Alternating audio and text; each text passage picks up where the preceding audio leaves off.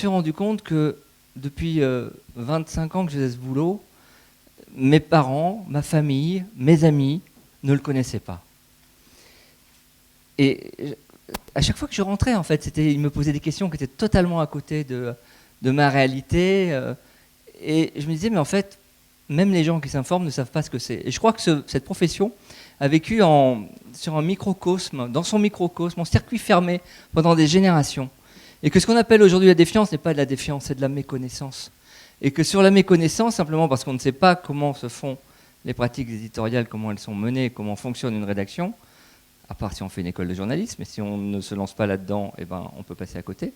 Eh bien, cette méconnaissance s'échafaude des hypothèses et un climat de défiance qui est finalement ensuite généré par la confusion, par les partisans politiques et tout ce qui s'ensuit.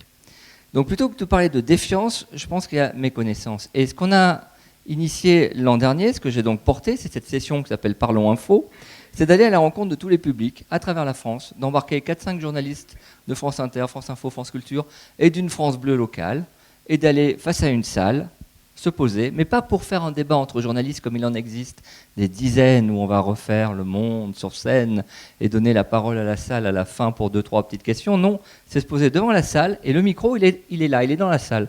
Et c'est les gens qui posent des questions et qui peuvent dire aussi pourquoi ils ne nous aiment pas.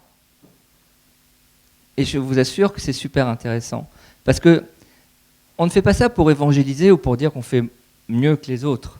On fait ça parce que je pense que c'est important qu'on explique le cœur de notre profession et qu'on soit là pour se présenter avec nos convictions, mais aussi nos failles et nos faiblesses.